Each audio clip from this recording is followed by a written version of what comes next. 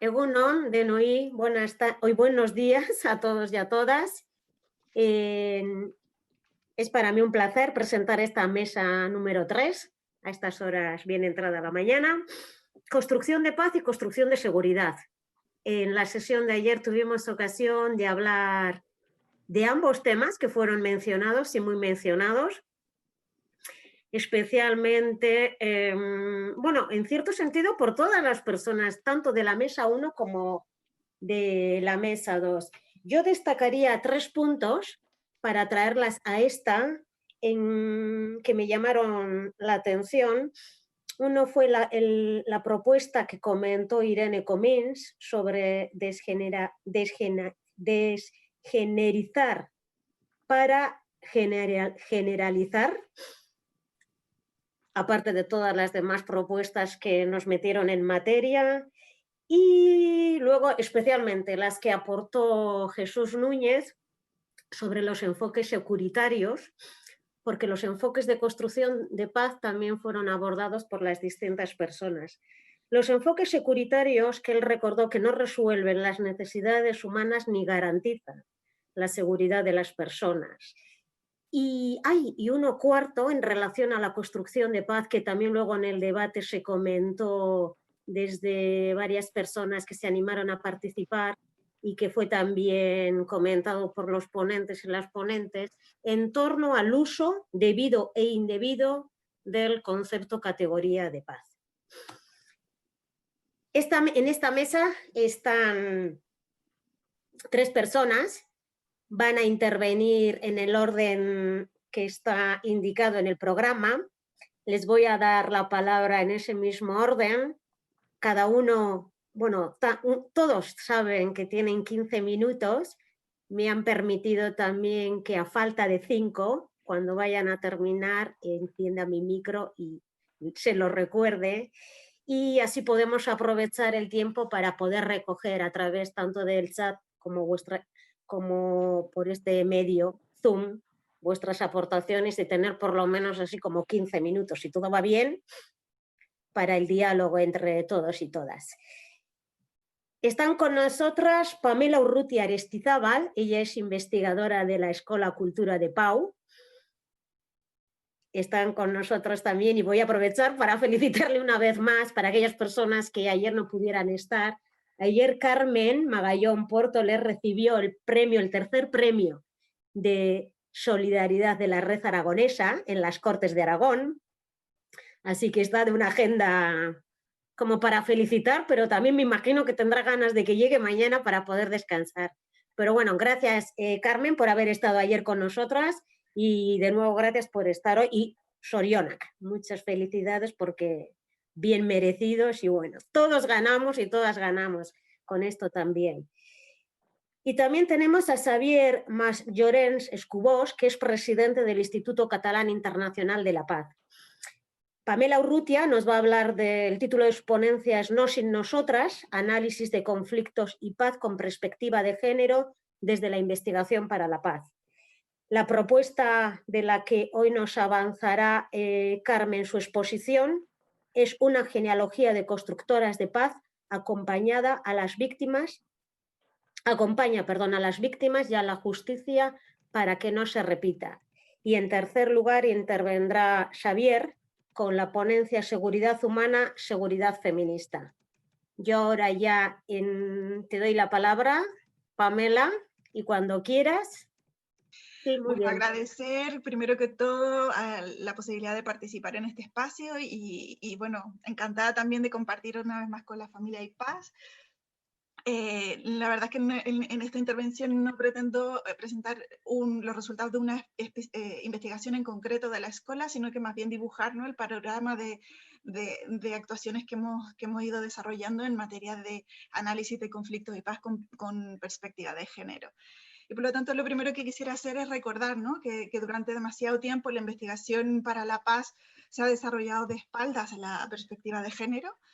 Pese a ser un elemento crucial, ¿no?, para el análisis de la violencia y la paz, el género como categoría analítica que expone, ¿no?, que las diferencias entre hombres y mujeres son resultado o fruto de una construcción social, que ha resultado también a su vez de relaciones de poder desiguales establecidas en el marco del sistema patriarcal, esta clave analítica, digamos, ha estado ausente durante mucho tiempo, ¿no? Teóricas, académicas, feministas han alertado, ¿no? Y denunciado que la mirada androcéntrica sobre la realidad también se ha impuesto en el análisis de las guerras y los conflictos armados, y ha erigido lo masculino como universal y como lo normal, ¿no? La categoría de lo normal, excluyendo voces, miradas y experiencias de mujeres.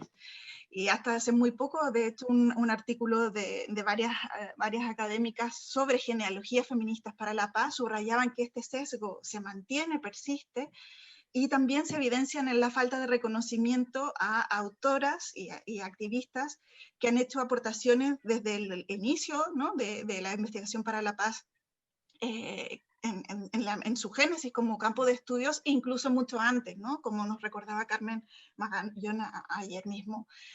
A pesar de este panorama general y de las resistencias que aún persisten, la verdad es que teóricas y académicas se han abierto camino y han planteado cuestiones que son decisivas para el análisis de las violencias y de las paces, ¿no? Como nos gusta plantear en AIPAS.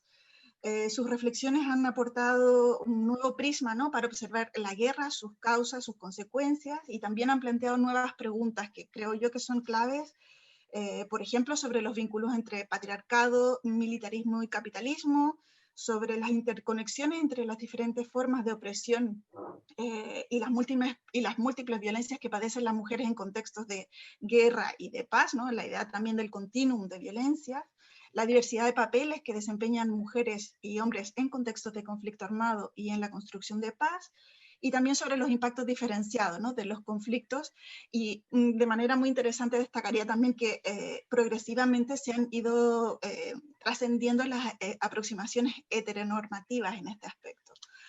Las contribuciones con mirada de género también han alentado los debates, como se comentaba ayer, sobre el concepto de seguridad, y así lo recogíamos nosotros desde la escuela en una investigación que nos encargó el ISIP, justamente sobre seguridad feminista, y que ha arrojado luz, ¿no? Sobre cuestiones como las inseguridades interconectadas entre el ámbito público y privado, sobre la importancia, ¿no? De las interconexiones entre personas y de las personas con la naturaleza, lo que se mencionaba ayer también, ¿no? Del papel central que tiene que jugar la vulnerabilidad, ¿no? Reconociendo su carácter intrínseco y el valor de los cuidados, ¿no? Un tema que ha cobrado mucho más relevancia también en el contexto de pandemia, como nos recordaba ayer nuestra querida Carmen. Esta evolución, también nos ha alentado, ¿no? Reflexiones e imaginarios sobre cómo debería ser una paz feminista, e incluso ha propiciado la emergencia de la investigación que se define a sí mismo como una investigación para la paz feminista. Katia Confortini y otras autoras que son referentes en este ámbito destacan que en esta investigación para la paz feminista confluyen por un lado la agenda normativa del feminismo, ¿no? Que apuesta por la igualdad de género, y la de la investigación para la paz, que pretende un mundo sin guerras y sin ningún tipo de violencias. Por lo tanto, es una investigación que aspira a la transformación de las relaciones de género como un elemento fundamental de las sociedades pacíficas. Y es una investigación también, y es importante decirlo, que es necesariamente interseccional, que trasciende las identidades de género binarias, que apuesta por construir y construirse a partir de discusiones colectivas, que reivindica nuevas genealogías y que también creo de una manera muy importante pretende una conexión con el mundo más allá de lo académico. Es a partir de estas reflexiones, ¿no? Y todavía aprendiendo de ellas, que desde la Escuela de Cultura de Paz hemos incorporado la perspectiva de género como una clave analítica fundamental en nuestro ámbito de trabajo, y quisiera destacar tres aspectos, ¿no? de ese trabajo. Primero, en lo que respecta al género en el análisis de conflictos armados. Nosotros enfatizamos que los conflictos armados no son neutros, ¿no? Desde una perspectiva de género. Los roles sociales que se atribuyen a hombres y mujeres condicionan sus experiencias de los conflictos armados. Las desigualdades de género habitualmente también se amplifican, ¿no? O se profundizan en contextos de conflicto armado. Y de hecho, cada vez más los niveles de igualdad de género son considerados como uno de los principales predictores de paz, ¿no? Asentándose también en conclusiones recientes o en investigaciones recientes que exploran, ¿no?, la relación entre la seguridad de las mujeres y la incidencia de conflictos armados, pero también inspirándose en reflexiones de hace décadas, ¿no? Simone de Beauvoir ya nos decía hace muchos años, ¿no?, que toda opresión crea un estado de guerra, ¿no? En el marco de estas reflexiones también, desde la Escuela de Cultura de Pau y principalmente en nuestro informe Alerta, hemos ido explorando esa relación entre los niveles de desigualdad y conflictos armados, y hemos identificado que la mayor parte, casi el 83%, ¿no?, de conflictos armados para los que existían datos en 2019, se desarrollaban en contextos con niveles de discriminación altos, medios o muy altos. La perspectiva de género y feminista y también la agenda de género, paz y seguridad, ¿no?, que se ha puesto en marcha desde el 2000, ha subrayado los impactos diferenciados de los conflictos armados desde una perspectiva de género, y ha puesto una mayor atención a las repercusiones específicas que tienen en las mujeres y las niñas, ¿no?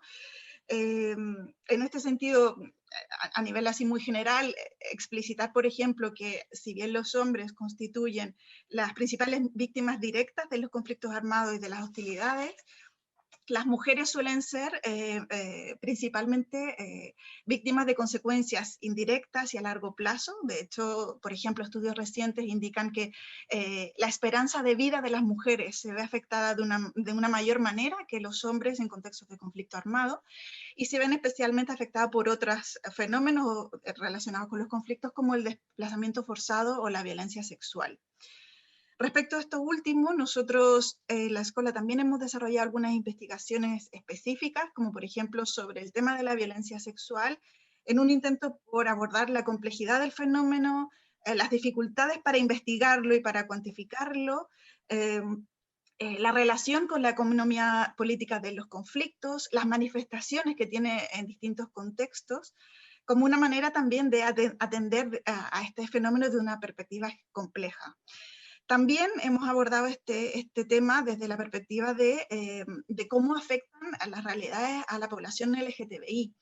Recientemente hemos publicado algunos trabajos con la idea, ¿no?, de poner en el centro de la atención cómo agravan violencias, ¿no?, y discriminaciones preexistentes, cómo determina persecuciones específicas a este colectivo por parte de algunos actores armados y experiencias específicas de violencia sexual, etc.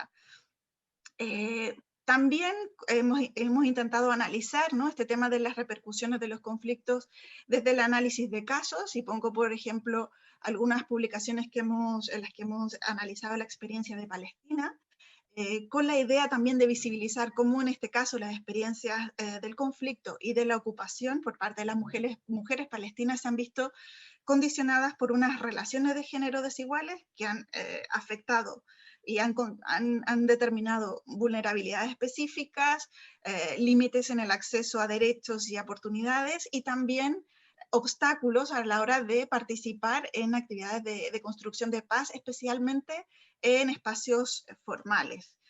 Y eso me lleva al segundo tema que quería destacar, que es el tema de los procesos de paz y de diálogo con una mirada inclusiva, que es otro de los ámbitos de trabajo que tenemos en la escuela. La mirada de género en este ámbito lo que ha visibilizado y ha destacado es la masculinización y la exclusión sostenida, ¿no?, de las mujeres de los espacios de negociación formal. Prueba de ello, de hecho, son las últimas conclusiones y datos que ofrece el informe del Secretario General de Naciones Unidas sobre este tema.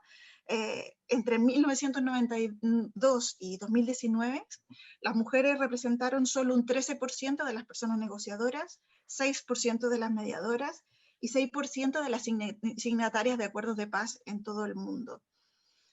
Y es muy importante subrayar que estas dinámicas de exclusión se mantienen a pesar de que las mujeres vienen reivindicando de una manera activa y explícita, ¿no?, su derecho a participar en pie de igualdad en estos espacios, primero desde una perspectiva de justicia, ¿no?, como sujetos políticos, porque somos, ¿no?, la mitad de la población y tenemos derecho, ¿no?, a participar. Luego, desde la perspectiva del cumplimiento de los compromisos de la Agenda de Género, Paz y Seguridad, recordemos en este ámbito lo que nos decía Carmen Magallón ayer, ¿no? La Agenda destaca la necesaria participación de las mujeres en todos los esfuerzos por la paz y la transformación de conflictos. Por lo tanto, hay un compromiso a nivel internacional para incrementar, ¿no?, la participación de las mujeres. La exclusión, como decía, persiste en tercer lugar a pesar de las evidencias crecientes sobre los beneficios de su incorporación. Lo recordaba ayer también Jesús Núñez, ¿no? Cada vez más investigaciones subrayan los efectos positivos, ¿no?, de la implicación de las mujeres en la sostenibilidad y en la durabilidad de los acuerdos, incluso también en las posibilidades de sortear momentos de crisis o de dificultad a la hora ¿no?, de discutir en estos espacios. Y también, en último lugar, pero también de una manera muy relevante, la exclusión y marginación se ha mantenido, ¿no?, en términos generales, a pesar del extenso trabajo de las mujeres en los ámbitos no formales, ¿no?, y de las grandes experiencias que existen en este ámbito. En este punto también suelo destacar que cuando hablamos de inclusión sustantiva de mujeres, no hablamos solo de participación y de sumar mujeres a mesas de negociación ya construidas, ¿no? También lo planteamos desde el punto de vista de la necesaria aportación para reformular estas mesas, ¿no?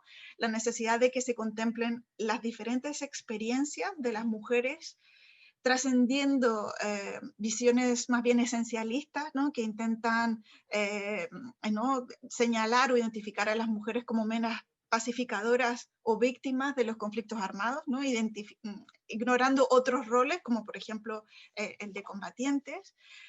Y también una participación sustantiva la entendemos en la medida en que existe la posibilidad de poner en el centro de los debates en estos espacios la cuestión de las discriminaciones de género y de los derechos de las mujeres como un tema central. Estos temas lo hemos incorporado en la Escuela de Cultura de Pau en el seguimiento periódico que hemos hecho de los procesos y negociaciones de paz en nuestro anuario, que publicamos analizando, ¿no?, la situación de diferentes contextos. También en algunas publicaciones específicas sobre procesos de paz, con la intención de poner en foco, ¿no?, cuáles son los obstáculos a la participación que observamos en diferentes contextos, cuáles son las iniciativas que impulsan las mujeres para intentar revertir estas discriminaciones, porque nos interesa también subrayar su capacidad de agencia, ¿no?, para reaccionar frente a estas situaciones.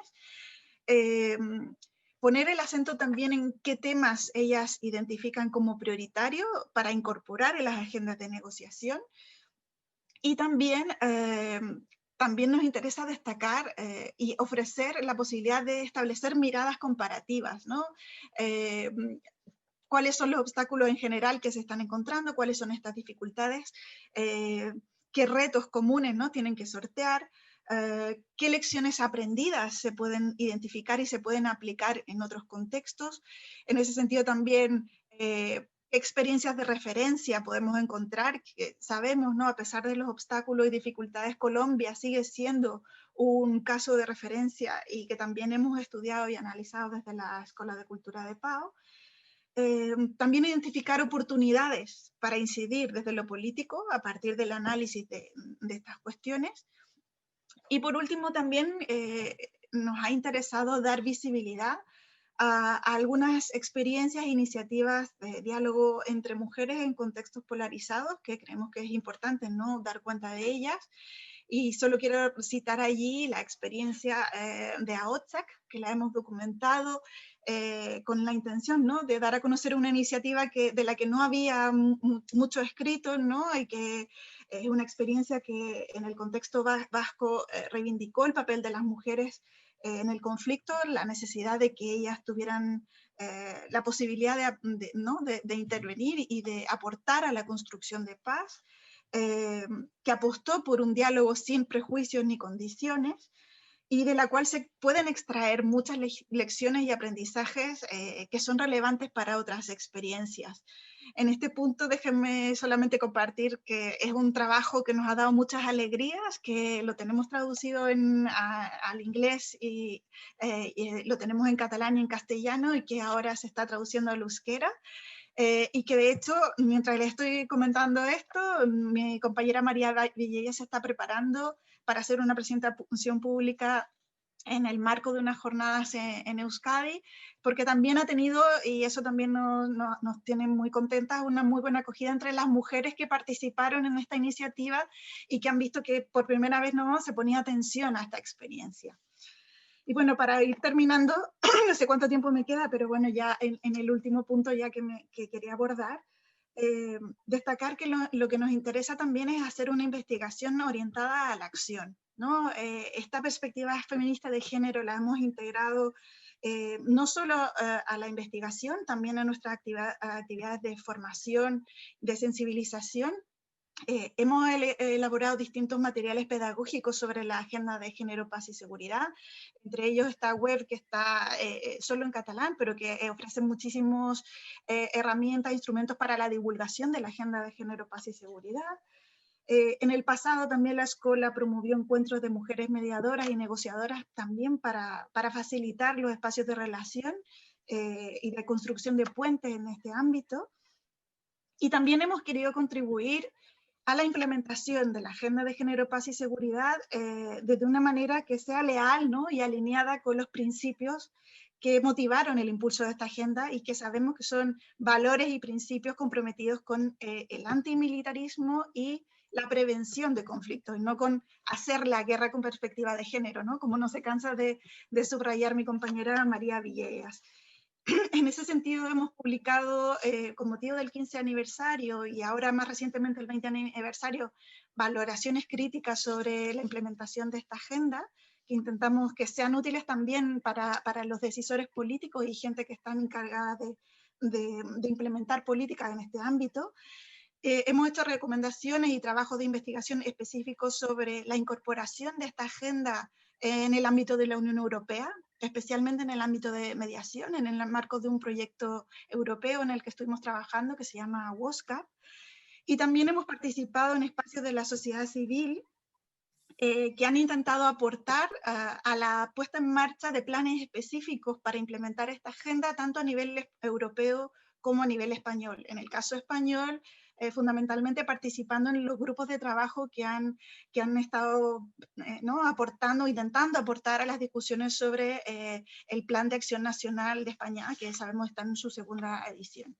Este trabajo, por último ya voy acabando, se ha visto favorecido, ¿no? Por la participación y la relación que tenemos tanto como equipo como a nivel de personas individuales de la escuela, con diferentes redes y organizaciones, ¿no? Entre ellas la red de mujeres mediadoras del Mediterráneo, que nuestra compañera María Villegas participa en ella directamente, la red de puntos focales de género de GPAC, que es otra organización que tiene alcance mundial, la red española, ¿no? Para la implementación de la resolución 1325 y el grupo de trabajo sobre género, paz y seguridad de EPLO, que también reúne a organizaciones europeas que trabajan en el ámbito de construcción de paz, y bueno, la Liga Internacional de Mujeres por la Paz y la Libertad, a la cual pertenecemos tanto desde la escuela como muchísimas de las compañeras de AIPAS. Y en ese sentido también reivindicar que AIPAS es un espacio clave, ¿no? para este tema, ¿no? Y ha sido siempre, ¿no? Un espacio propicio y fértil, como se decía ayer, para esta polinización cruzada, ¿no? De saberes. Ha sido siempre un espacio de aprendizaje donde yo creo que ha sido posible reivindicar y dotar de sentido, ¿no? A este no sin nosotras, que utiliza un plural femenino, ¿no? que construimos desde lo político, también desde lo inclusivo, y que nos reclama, ¿no? Esta presencia en cuerpos, pero también en narrativas, en métodos y en genealogías, ¿no? Como decíamos ayer. Y aquí, solo para terminar, recordar Una académica de la Universidad de Tampere, Lina Bastapú, recordaba en un artículo muy reciente que tuve la oportunidad de leer preparando justamente esta intervención, que una de sus referentes en la investigación para la paz le decía que el trabajo, ¿no?, de investigadora para la paz requería tener las manos en la tierra y a veces en el lodo, ¿no?, pero la cabeza en el sol. Y por eso, bueno, quería compartir que, ¿no?, desde ese saber que tenemos que estar con las manos en la tierra y en el lodo, con la cabeza en el sol, pero también desde el convencimiento de que es importante construir desde una conversación colectiva, que espero que, bueno, que sigamos imaginando, ¿no?, y avanzando hacia una paz feminista desde espacios como Hay Paz. Muchísimas gracias. Muchas gracias, Pamela. Ha sido un gusto escucharte. Y ahora cuando quieras, Carmen. Hola, buenos días. La verdad es que es un gusto escuchar todos los trabajos que se hacen desde la Escuela de Pau, lo que nos ha presentado Pamela Urrutia, y que da las ganas de decir, bueno, ya podemos algunas generaciones retirarnos porque continúan la labor y da mucha tranquilidad, ¿no? Mucho gusto. Bien, presentando así los trabajos hechos, sabéis que desde la Fundación Seminario de Investigación para la Paz pues se realizan trabajos multidisciplinares. El último libro que se ha publicado es sobre África. Y bueno, no puedo presentarlo todo, después la directora María Jesús Luna hablará de su línea de investigación, que es la mediación. Personalmente, en los últimos tiempos, pues he estado trabajando en lo que ha sido pues un libro, a ver si sale la... Sabéis, el libro de Feministas por la Paz, que es este, que hicimos entre Sandra Blasco y yo mismo, y que recoge justamente una genealogía de mujeres que hicieron del feminismo y de la búsqueda de la paz y de trabajo por la paz en el sentido de paz mínima, y aprovecho que estamos en iPad para proponeros que no le llamemos paz negativa, por mucho que Galtung lo haya dicho, porque no es negativo que no haya guerra, es paz, desde mi punto de vista, es una paz mínima, que por lo menos no haya guerra. Bien, de todos modos, lo que voy a presentar pues es, no sé si se ha visto el... A ver cómo salgo de la pantalla completa. ¿Se ha visto la... esto no sé. Es que es... No, Carmen. No se ha visto, no se ha hemos visto. podido ¿no? ver tu pantalla compartida. No se ha visto. Tienes que primero abrir el documento y luego compartir pantalla. Sí, pero...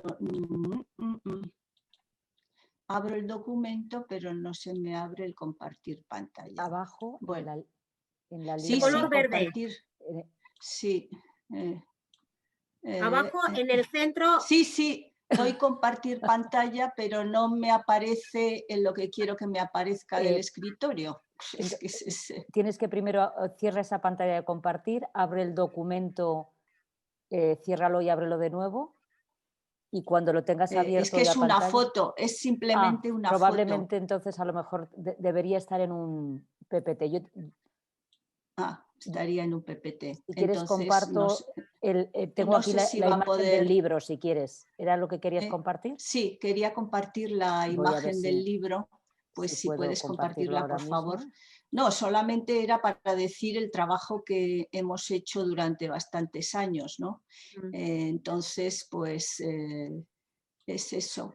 Después solo querré compartir otra foto, pero más adelante. Bien, personalmente pues hemos trabajado en la historia, en esa historia que vino precedida por el trabajo de investigar para la exposición de la historia de Wilf, el grupo de historia en el que Sandra y yo misma pues formábamos parte.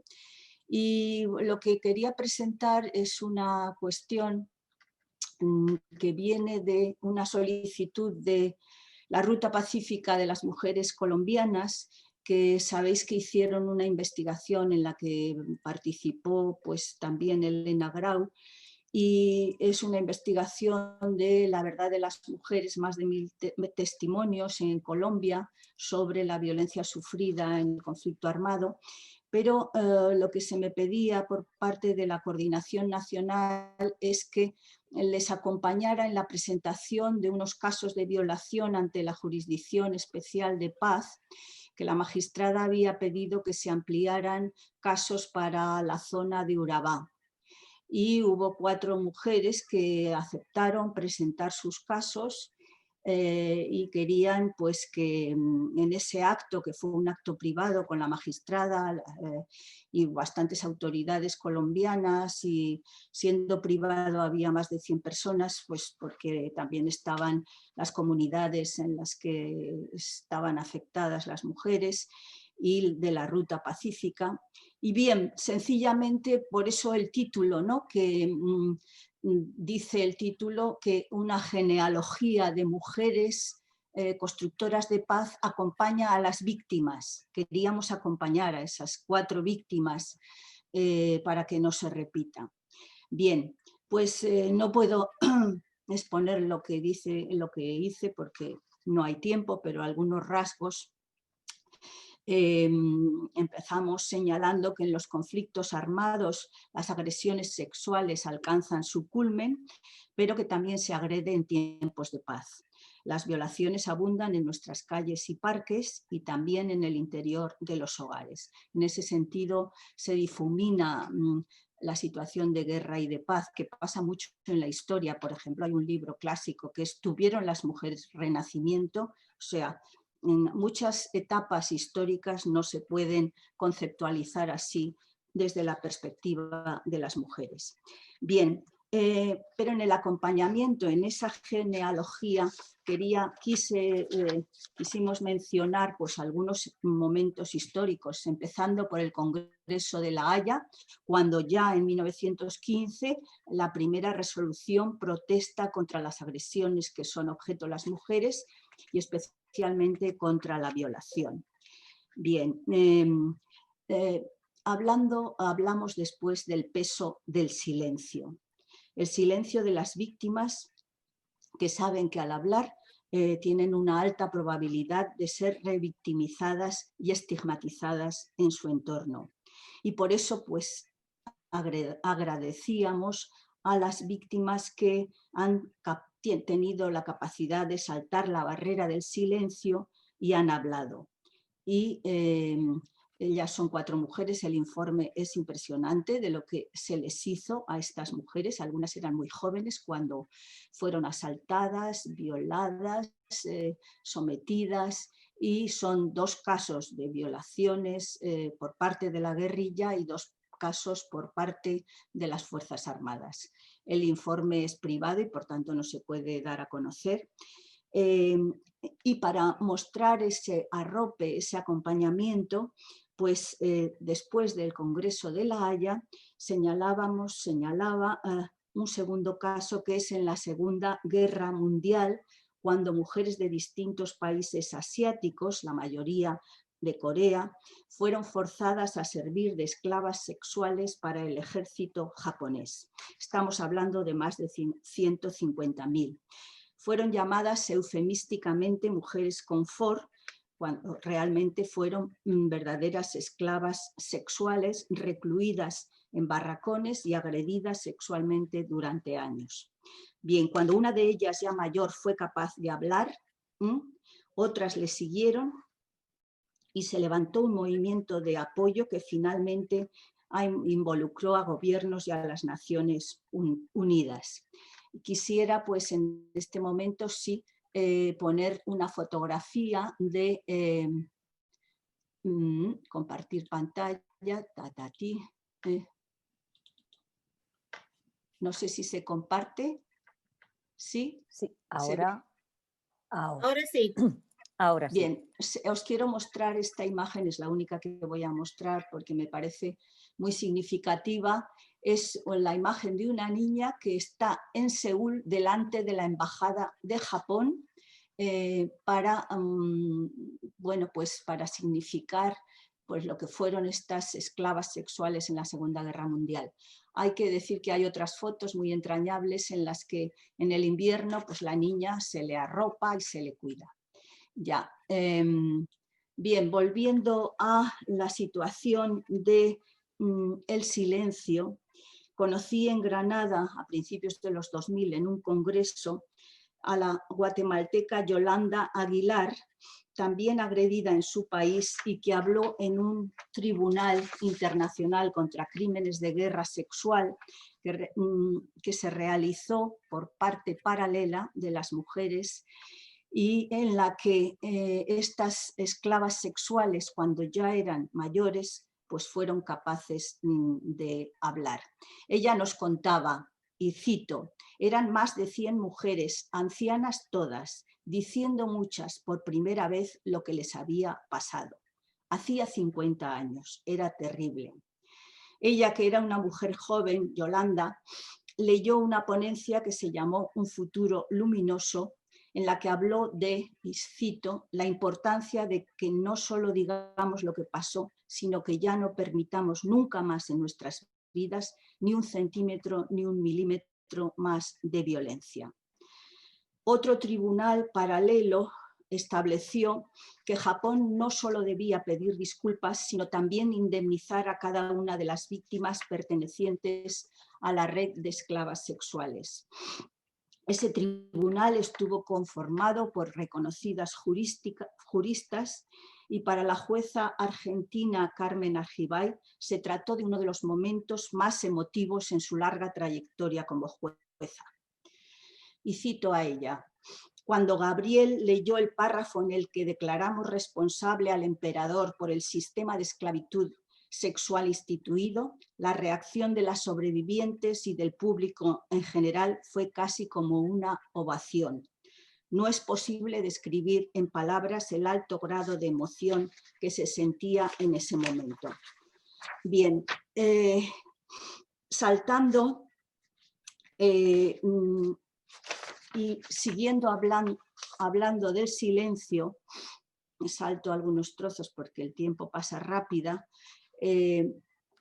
Una chilena 5 que minutos, también... Carmen. 5. Tienes 5 minutos todavía. Una chilena que también sufrió la agresión sexual cuando el golpe de Estado de Pinochet explicaba que distintos estudios proporcionaron importantes elementos para comprender el silencio. Cito, para la persona sometida a tortura es imposible hablar, poner en palabras lo siniestro, el horror vivido no encuentra su significante y solo es posible metaforizarle a través del síntoma. Ella misma explicó que tuvieron que pasar 14 años desde que salió del Estadio Nacional hasta contar lo que había sucedido y que lo hizo en el Instituto Latinoamericano de Salud Mental, según ella misma, y son sus palabras estas, cuando mi cuerpo estaba gritando lo que no podía sacar en palabras, o cuando mi papá, 20 años después del golpe, me preguntó: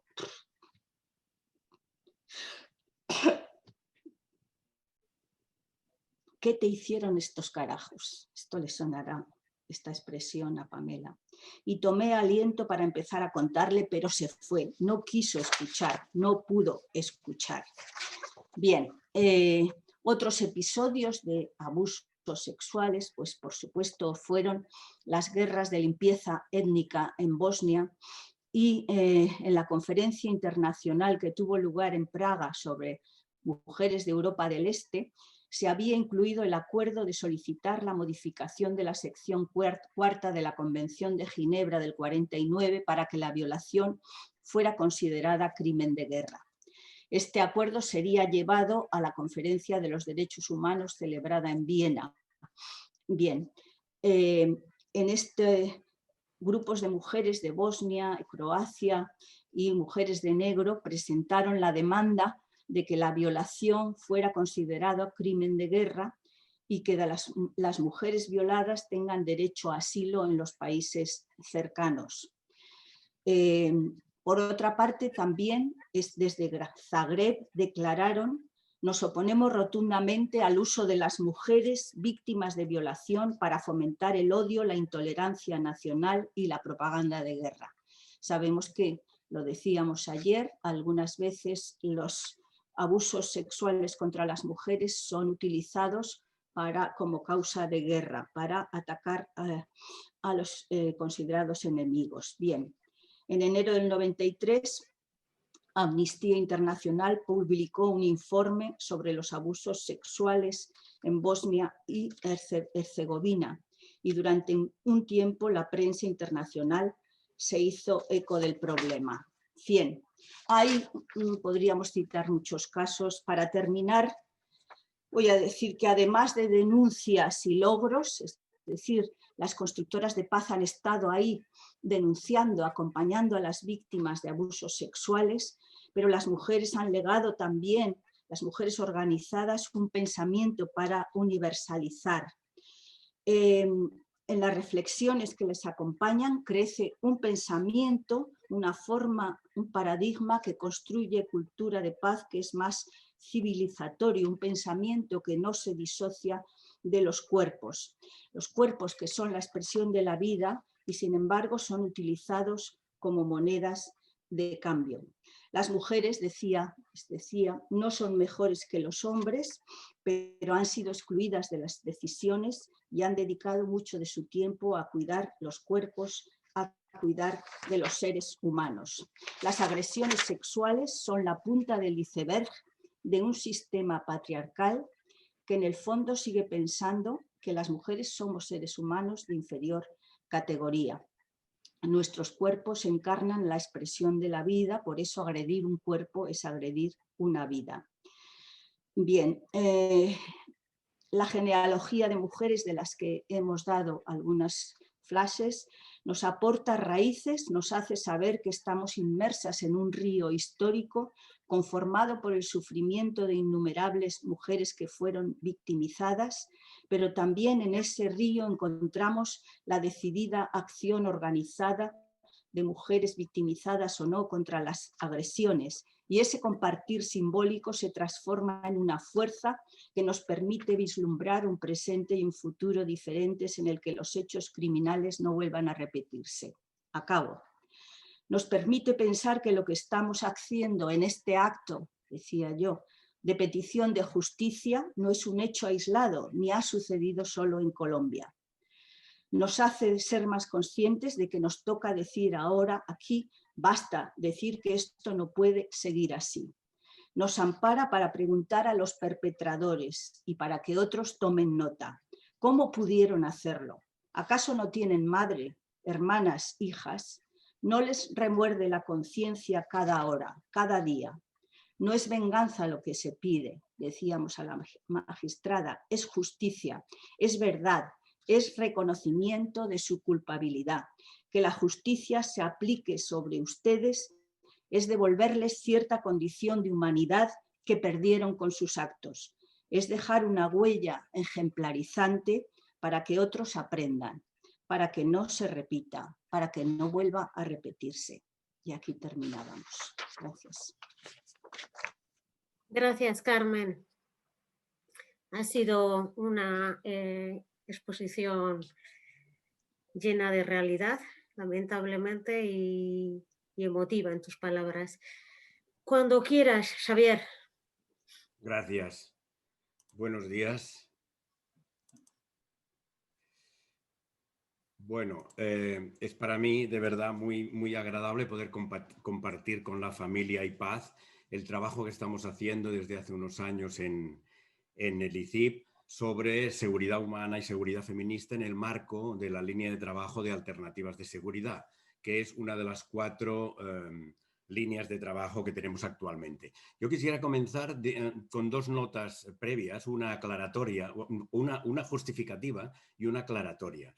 La justificativa viene porque hace unos días en otra mesa redonda, nuestra compañera y compañera ahora de mesa, Carmen Magallón, decía, y lo dijo 2 o 3 veces, pero no podemos sustituir la paz con la seguridad, diciendo que evidentemente la seguridad es una protección frente a amenazas y riesgos, y en cambio que la paz es la protección de las personas para que puedan tener, y de las instituciones para que puedan tener una vida digna.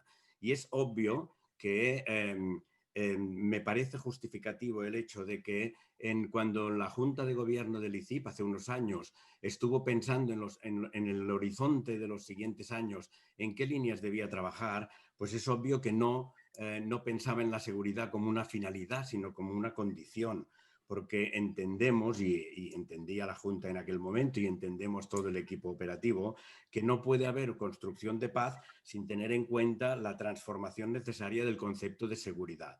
A veces tenemos el peligro de pensar, los de nuestra familia, que, bueno, ahora lo hablamos en inglés porque ya todo el mundo parece que sabe inglés, pero que el mainstream está en la seguridad humana y que por tanto estamos ya en una línea de un cambio de paradigma de seguridad, cuando en realidad evidentemente no es así. Entonces, hemos de trabajar el tema de transformación necesaria del concepto de seguridad para poder también trabajar en la construcción de paz.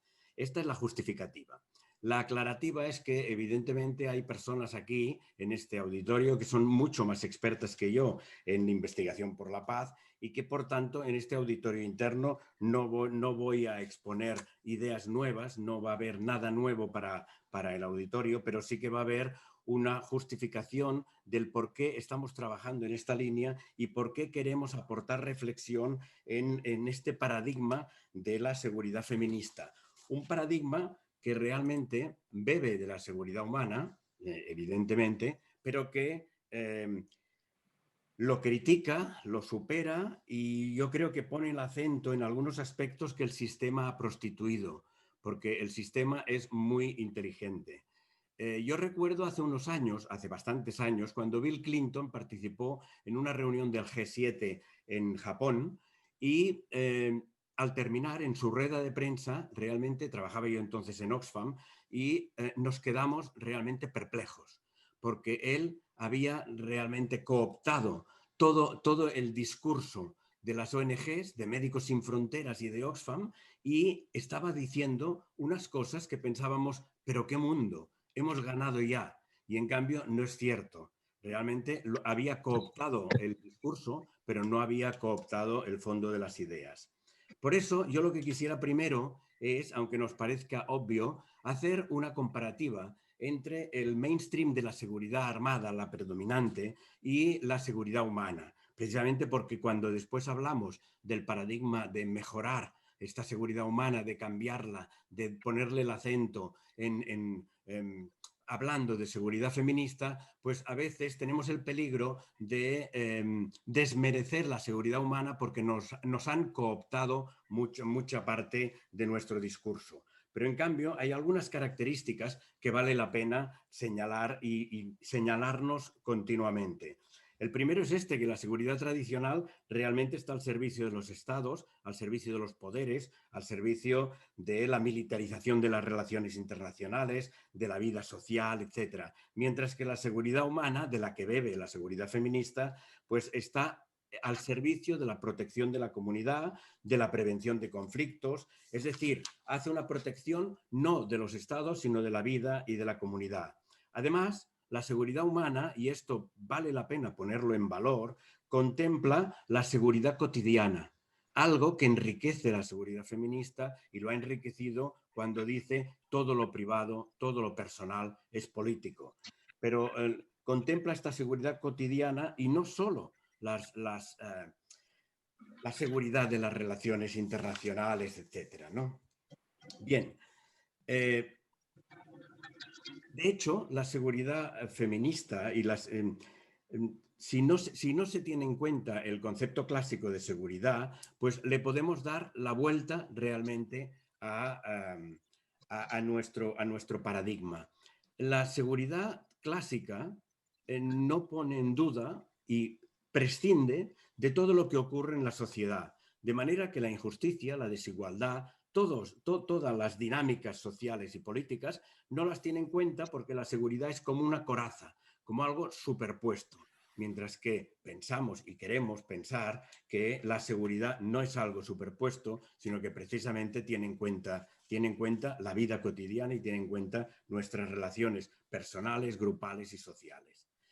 Es curioso, hay un ejercicio que hoy no podemos hacer porque tenemos 10 minutos o menos, pero que es muy interesante, y es ver cómo la Organización del Tratado del Atlántico Norte o el CSD o el Ministerio de Defensa de los distintos países hace un análisis de los riesgos, retos y amenazas a la seguridad. Y los ponemos en un orden, porque además hay un orden de prelación. Este orden de prelación que tiene en primer lugar los ciberataques, el terrorismo, el crimen organizado internacional, etcétera, tiene una prelación de 16, como mínimo, 16 riesgos y amenazas.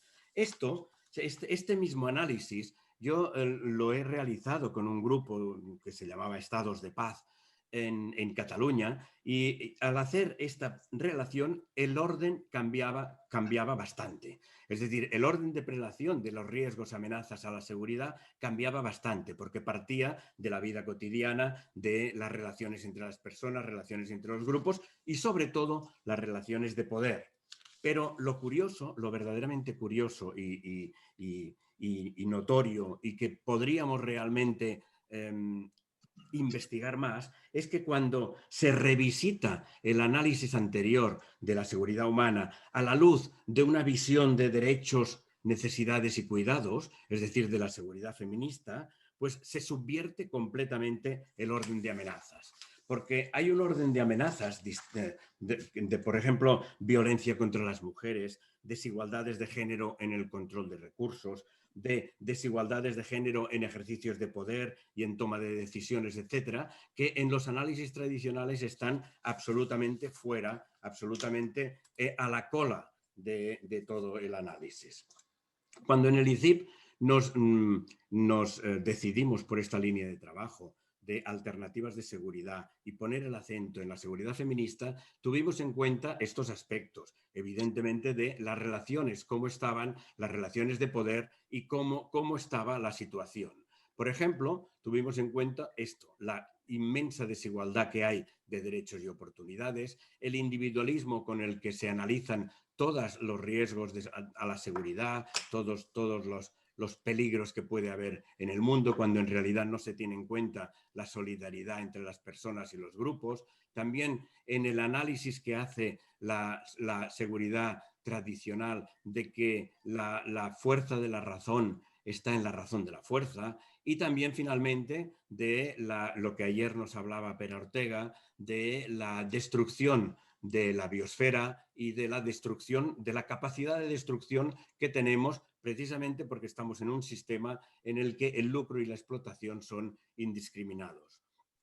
Mi maestro en temas de paz, que fue Alfons Banda, muerto en 2014, él decía que la búsqueda de la máxima seguridad lo que provoca al final es la máxima inseguridad. Es decir, que el riesgo es inherente a la condición humana y que, por tanto, hemos de estar dispuestos a tener aspectos en los cuales la seguridad es una seguridad dentro de la vulnerabilidad. Y ahí es uno de los aspectos que más trata precisamente la seguridad feminista y lo que nos gusta realmente hablar. Y ahora voy a hablar de muy rápidamente, de 8 conceptos, de 8 notas que nos ayudan a trabajar en este tema de la seguridad. Por cierto, hago un inciso publicitario: en los próximos meses, supongo que será en enero o febrero, el próximo número de la revista Peace in Progress del ICIP va a hablar precisamente de seguridad feminista. Y hay desde una entrevista hasta artículos de fondo que nos dan pistas de cómo estamos trabajando los temas estos. Bien, en primer lugar, y no diré nada nuevo, pero pongo sobre blanco sobre negro, nunca mejor dicho, pues los temas que estamos tratando, es el concepto que se basa en la protección de derechos, la satisfacción de necesidades y las políticas de cuidados. Es decir, que las 3 cosas las hemos de tener en cuenta. El hecho de que la seguridad feminista cuestiona el rol del Estado como protector es también algo importante. ¿Por qué? Porque es una diferencia con el enfoque primigenio de la seguridad humana, que no tiene en cuenta esta diferencia de que el Estado sigue siendo protector y a veces, muchas veces, contribuyente a generar y perpetuar dificultades. Ya he hablado de la cooptación que hacen el sistema político y el poder de muchos términos de la seguridad humana. En el caso del terrorismo, por ejemplo, se habla mucho de la seguridad de las poblaciones y este es un ejemplo de cooptación, porque cuando se está hablando de seguridad de las poblaciones, en realidad se está hablando de la seguridad de los estados y por tanto es como un alibí, como una justificación para que sea más bebible el término, ¿no? En tercer lugar, el análisis de género sugiere que las violencias cotidianas que suceden en la familia y en la comunidad están interconectadas con las dinámicas de violencia más macro. Hay que recordar siempre que lo que es personal es también político. Y hay que recordar también que la violencia cotidiana acaba justificando otras violencias. En cuarto lugar, la universalidad de la seguridad humana. Este es un problema y ha sido un problema por el cual mucha gente se separa y dice, bueno, el término de seguridad humana está superado. No, hay que poner el acento, es verdad, en las vivencias diferenciales de lo que es y lo que supone la violencia. Es cierto, pero en principio esto no niega muchas de las cualidades y del enfoque que tiene la seguridad humana. La vulnerabilidad y la fragilidad humana ha de estar en el centro. Cuando hablamos de construir seguridad, estamos hablando de construir seguridad entre personas, grupos y comunidades que son vulnerables, precisamente porque son interdependientes, porque el supuesto empírico de que dependemos de los demás es lo que nos deja constancia de nuestra vulnerabilidad y, por tanto, nos pone en el centro esta vulnerabilidad. Pongamos por caso un ejemplo, el de la pandemia actual. En la pandemia actual nadie tiene ninguna solución, ningún remedio, ni el discurso final único. Los expertos, los gobernantes, la ciudadanía organizada, los comercios, la industria, los servicios sociales, bueno, y cómo no, el sector sanitario, pues todos han de colaborar para solucionar un problema que es social, que es médico, que es sanitario, pero que también es político. Y en cambio nos damos cuenta de que, bueno, para reblar todavía el clavo, que los ejércitos no son ninguna solución en este problema, que ahí no han entrado. Si han entrado es para salir en la foto y para hacer cosas que realmente no han sido las más necesarias. En sexto lugar, hablando de esta vulnerabilidad, nos preguntamos, ¿quién tiene realmente el poder? ¿Cómo lo ejerce? ¿En beneficio de quién se ejerce el poder? Si nosotros cruzamos los términos, los conceptos de poder, de subordinación a ese poder, de derechos sociales y políticos, con el análisis de género, tendremos una pista de por qué es tan importante trabajar en este paradigma de la seguridad feminista. En séptimo lugar, la seguridad puede construirse desde las experiencias locales. Últimamente se habla mucho del término local, pero ¿por qué? Porque entendemos que el término local tiene sentido desde experiencias locales, pero con una visión realmente amplia. Y hay un principio muy bonito de que la seguridad debe ser compartida, no puede ser compartimentada. No es una coraza que nos da protección, sino que es algo íntimo, algo compartido, algo no compartimentado. Y finalmente, para terminar, normalizar un modelo de relaciones distinto es lo que pretendemos desde el ICIP, porque esto, desde la ética de los cuidados, tiene dos características y dos cualidades fundamentales.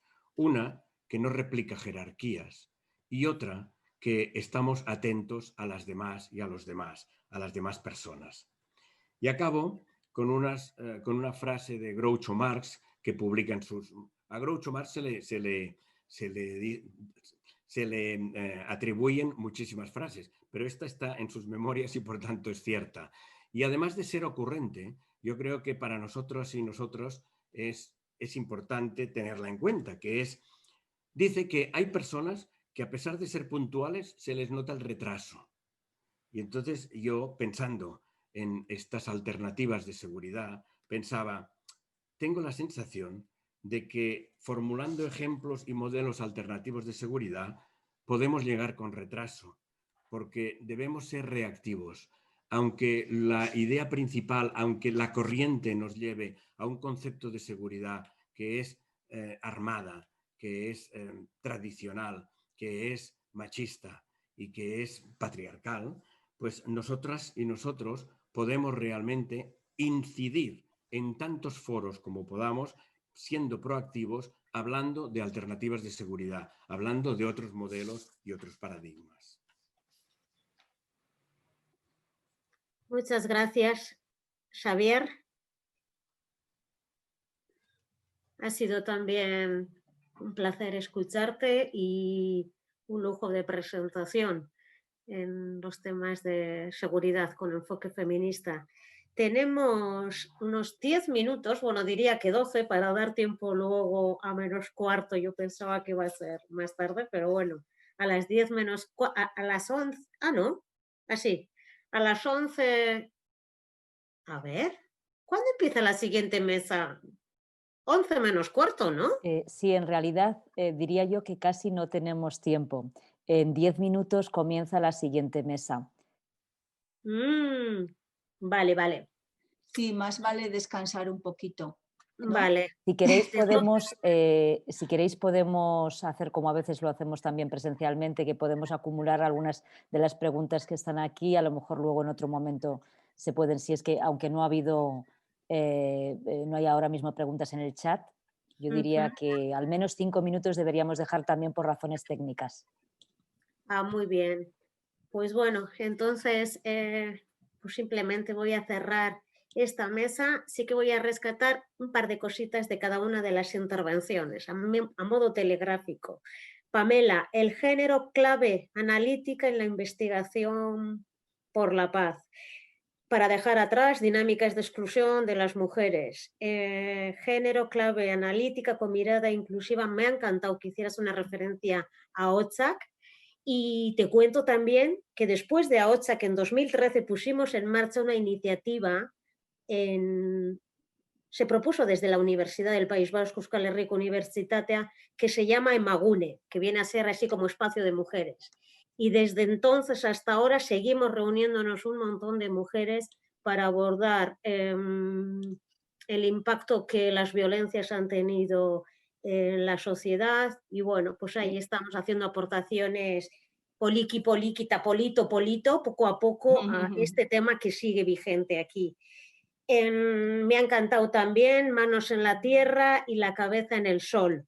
Carmen, la propuesta de paz mínima, bueno, hay que seguir dándole vueltas a eso porque es verdad, ¿eh? Hay que volver a pensar los conceptos que nos acompañan desde hace tanto tiempo, que nos han enseñado, pero esas revisiones creo que son fundamentales. Ha sido una exposición magnífica para explicarnos de manera tan emotiva todo el dolor de las mujeres en contextos como el colombiano, Corea, Segunda Guerra Mundial, Argentina, Guatemala, Bosnia, y lo que supuso ya tener en cuenta la violación como crimen de guerra. Me ha encantado esa capacidad de hablar que has mencionado, y también lo ligaría con la capacidad de escuchar. Hay que facilitar y favorecer espacios para que la gente pueda hablar y podamos escucharnos también. Y finalmente, Xavier, la seguridad con enfoque feminista. Yo creo que seguimos también, yo totalmente de acuerdo, avanzando. Me alegra saber que es una propuesta de una junta de gobierno de un instituto como el Instituto Internacional Catalán por la Paz, Ha sido una explicación también pedagógica, seguridad militar, seguridad humana, seguridad con mirada feminista. Has explicado el aporte de por qué estáis haciéndolo. Los 8 puntos, no voy a repetirlos, pero me han parecido muy acertados. Y cerraría con lo que has comentado sobre el riesgo inherente a la condición humana que entrecruza con la realidad y condición humana de la vulnerabilidad también, para construir seguridad feminista y seguir avanzando en propuestas de construcción de paz. Y para terminar, ha vuelto a salir la incidencia, que ayer ya también mencionaba Jesús, y es tan importante en qué hacer, cómo hacer y para qué hacemos. Yo creo que sí, es importante, y también lo local, el enfoque local, con esa mira, un enfoque local enraizado en la comunidad e implicado en todos los escenarios globales, ¿no? Pero sí, importante lo local. Y bueno, son 10:40, yo cierro aquí y 5 minutos y volvemos con la mesa número 2 que va a moderar mi gran amiga Iratxe Momoitio Astor. Pues nada, cerramos. Hasta pronto. 5 minutos. Muchas gracias. Gracias a todas.